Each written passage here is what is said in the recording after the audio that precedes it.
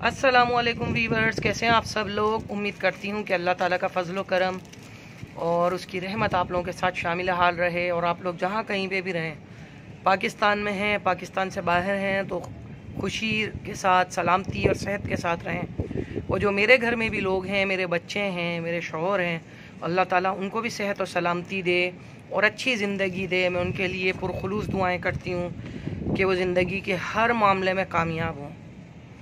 मैं सबको दुआएं देती हूँ, चाहे कोई भी हो। शायद लोगों का ये नज़रिया है कि ये शायद दुआ नहीं देती है या इसके पता नहीं क्या मामलात हैं, लेकिन ऐसा नहीं है। दर हकीकत मैं जब मुसल्ले पर बैठती हूँ ना, तो जब रोना आता है बहुत ज़्यादा लोगों की बातों पे, किसी की भी बात पे रोना आता है ना, तो चाहे ये कि मैं लोगों के सामने रोऊं या किसी के सामने बयान करूं, मैं मुसल्ले पर बैठ जाती हूं और मुसल्ले पर ही मेरे मुस्तकिल आंसू निकलते हैं, गिरते हैं और उसकी बारगाह में रोती हूं। और रोना भी बेशक अल्लाह के ही सामने चाहिए, इंसानों के सामने नहीं रोना चाहिए। और ना ही इंसानों को अपने मामलात और अपने हालात से आगाही देनी चाहिए, क्योंकि जो इंसान एक वक्त पे आपके दोस्त होते हैं ना, ये मेरा ज़ाती तजुर्बा है, आप लोगों के लिए मैं बयान नहीं कर रही हूँ ये बातें। आप लोग अपने दिल पे सबके मामलात अलग अलग अल्लाह ताला ने बनाए।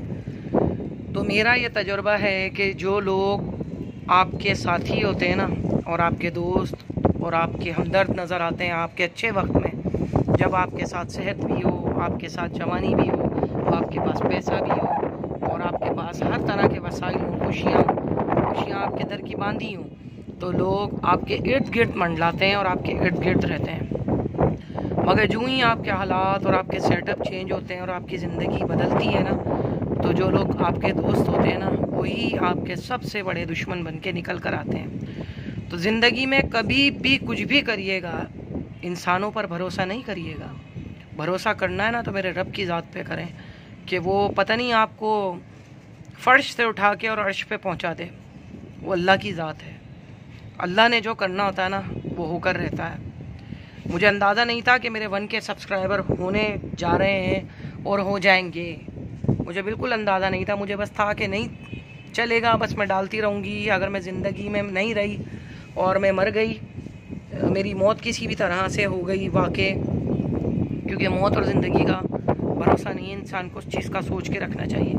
तो मैं सोचती थी कि मेरे बच्चे देखेंगे वीडियोस मेरी अपलोड हुई हुई, क्योंकि आम डेटा तो डिलीट हो जाता है। शायद आम जो हमारे पास सीडीज़ होती हैं या किसी चीज़ पे होता है या हमारे पास मेमोरी कार्ड होता है, वो डिलीट हो जाती है सब चीज़ें। मगर यूट्यूब की जो मेमोरी है ना, वो डिलीट नहीं होती। और यूट्यूब पे जब भी बच्चे सर्च करेंगे ना, मेरे हैदराबादी किचन लिखेंगे तो उनको नज़र आ जाएगा।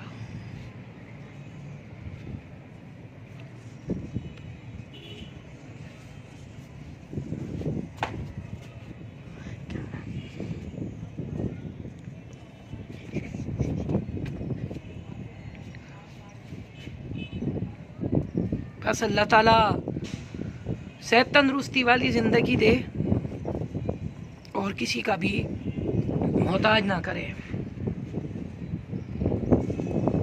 जो लोग अपनों से ज़ख्म खाते हैं ना, उनके गैर भी ज़ख्म नहीं भरते हैं। पैदा हुआ है पैदाइशी तौर पे, तो कुछ अच्छी चीज़ें भी इंसान के साथ होती हैं और कुछ बुरी चीज़ें भी होती हैं। तो अच्छी चीज़ें होती हैं ना, वो इंसान को संभालती हैं, और जो बुरी चीज़ें होती हैं बहुत ज़्यादा डिस्टर्ब कर देती हैं और किसी की समझ में कुछ भी नहीं आता। तो लिहाजा अल्लाह ताला सबको उन चीज़ों से और उन मामलात से महफूज रखे, क्योंकि इस चीज़ों से घर तबाह हो जाते हैं, घर वीरान हो जाते हैं, बर्बाद हो जाते हैं।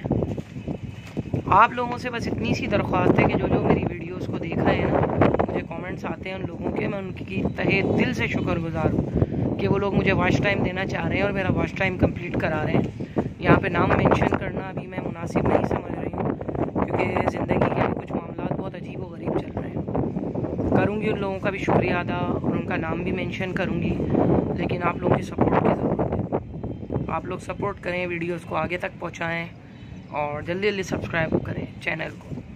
वीडियोस बनाती हूँ, बड़ी मुश्किल से बनाती हूँ, क्योंकि कुकिंग करना जो है वो आसान नहीं है। और दूसरी बात ये है, जो मेरे चैनल से रेवेन्यू आएगा इंशाल्लाह, वो जब कभी भी आए तो वो रेवेन्यू जो है मैं अपने शौहर को दूँगी। अहमद को, मैं नहीं रखूँगी, क्योंकि वो सिर्फ मेरी मेहनत है। मुझे सिर्फ आपकी सपोर्ट चाहिए, ताउन चाहिए और एक नाम चाहिए। जो रेवेन्यू आएगा ना वो शकील को देना है मेरे को, क्योंकि शकील ने मुझे कहा है कि जो कुकिंग चैनल पे पैसे लगते हैं वो मेरे हैं। आप जो भी कुकिंग करती हो ना वो मेरे होते हैं। तो ये मेरी जहन में है बात और मैं इसको जहन में रखती हूँ, और इंशाल्लाह आप लोगों की सपोर्ट रही और ये कुकिंग चैनल ग्रो हुआ और अर्निंग शुरू हुई, तो जो भी रेवेन्यू जनरेट होगा ना तो शकील को दूँगी मैं। तो आप लोगों से उम्मीद करती हूँ कि वीडियो इसको मेरी लाइक करेंगे, शेयर करेंगे और चैनल को सब्सक्राइब करेंगे। बहुत सारे मेरे पास ऐसी ऐसी चीज़ें हैं जो आप लोगों को बताऊँगी, आप हैरान हो जाएंगे, और शेयर करूँगी तो आप लोग सोचते रह जाएंगे कि हैदराबादी किचन की जो सुमेरा थी इसने क्या क्या चीज़ें बता दी और क्या क्या बयान कर दिया, जो आज तक हो सकता है आप लोगों को किसी ने ना बताया हो। तो जुड़े रहिए हैदराबादी किचन के साथ, चेहरों पे आपके मुस्कुराहट रहे और मेरे लिए दुआएं रहें, और मैं आपके लिए दुआएं करती रहूँगी। मिलती हूँ नेक्स्ट वीडियो में, तब तक के लिए अल्लाह हाफिज़। रेसिपी को चेक करते जाइएगा जनाब। यहाँ पर मैंने 1 अदद टमाटर लिया है, उसको बारीक काट लिया है चौकोर सूरत में, और 4 अदद प्याज ली थी जिनको मैंने चौकोर टुकड़ों में काट लिया है, और टिंडे भी मैंने ½ kg लिए हैं जो कि मैंने चौकोर टुकड़ों में ही काटे हैं। बहुत मज़े की और बड़ी लजीज डिश बनी है, आप लोग ज़रूर ट्राई करिएगा। सादा चावलों के साथ और चपाती या दोपहर रोटी के साथ खाइएगा। धनिया लिया है 1 चम्मच, सुर्ख लाल मिर्च ली है 1 चम्मच, कुटी हुई लाल मिर्च ली है मैंने आधा चम्मच, हल्दी ली है मैंने 1/4 टीस्पून, पिसी हुई काली मिर्च ली है मैंने ½ टीस्पून, और ज़ीरा लिया है मैंने 1 से थोड़ा सा कम टेबल स्पून, यानी आप लगा सकते हैं कि 1 टीस्पून ले सकते हैं। यहाँ पर मैं ऑयल ऐड कर रही हूँ प्याज में। ऑयल आप लोग हस्बे ज़रूरत रख सकते हैं, कम या ज़्यादा जितना आप लोगों को लेना है, इसके अंदर कोई क़ैद नहीं है। और ये डिश आप सादा जो राइस होते हैं ना, प्लेन राइस, बासमती राइस, उसको बॉईल करके अगर खाएंगे तो इतनी ज़बरदस्त लगेगी। और यहाँ पे मैं प्याज जब हमारे लाइट से सौते करने हैं, बस हल्के हल्के से गोल्डन, ज़्यादा नहीं करने हैं, थोड़ा पिंकिश कलर। उसके बाद मैंने ज़ीरा डाल दिया है। ज़ीरा जो है हमारा अब इसमें भुनने लगा है, आवाज़ आ रही है उसके भुनने की। और उसके बाद इसमें अदरक लहसुन का पेस्ट 2 से 2.5 चम्मच मैंने लिया है, उसको ऐड कर दिया और अच्छी तरह से इसको थोड़ा सा भूनूंगी ताकि अदरक लहसुन की स्मेल जो है वो ख़त्म हो जाए। और पीछे से आप लोगों को शोर की आवाज़ हो रही होगी, मजबूर हूँ क्योंकि यहाँ पे शोर हर वक्त रहता है। और टमाटर अब ऐड किया है इसके बाद मैंने, और टमाटर का जो है पानी खुश्क करेंगे, इसको थोड़ा भूनेंगे जब तक कि टमाटर का पानी जो है वो खुश्क ना हो जाए, क्योंकि आजकल जो है थोड़े से ज़्यादा खट्टे आ रहे हैं टमाटर। अगर आप ऐसे ही उसको रखेंगे तो फिर वो खटास सी होगी। ये देखें, अब पानी इसमें ऐड किया है, और पानी ऐड करने के बाद इसमें मैं मसाले जो लिए थे मैंने उसको ऐड कर रही हूँ ताकि मसाले हमारे लगे ना और अच्छी तरह से जो है वो भुन जाए। जी, तो यहाँ पे मसाले भी हमारे भुनने शुरू हो चुके हैं, ये देखें, और उसका पानी खुश्क हो रहा है। और इसके बाद इसमें मैं टिंडे डाल दूँगी। बड़ी क्विक रेसिपी है और बहुत मज़े की बनती है, आप लोग ट्राई ज़रूर किया करें और अपना फीडबैक बताया करें पकाने के बाद कि कैसी लगी ये रेसिपी आपको और कैसे बनाएं आपने, किस तरह बनाएं। और बहुत ज़बरदस्त लगे, घर में भी सबको बहुत मज़े के लगे, और बच्चे भी जो टिंडे नहीं खाते आलू समझ के उन लोगों ने खाएं और कह रहे हैं मम्मा दोबारा बनाना। अब इसमें पानी मैं ऐड कर रही हूँ ताकि टिंडे जो है वो गल जाए। मैंने ½ कप जो है पानी लिया है, और मैं थोड़ा सा शोरबा रखूँगी, खुश्क नहीं रखूँगी। आप लोग चाहें तो इसको खुश्क कर सकते हैं, टिंडे गलने के बाद आप भुने हुए भी रख सकते हैं, लेकिन मैं यहाँ थोड़ा सा शोरबे के साथ रखूँगी क्योंकि हम लोगों ने चावलों के साथ खाया है, और जिसने रोटी खानी थी उनको रोटी बना कर दी है, और बाकी अभियान और मैंने चावल खाए।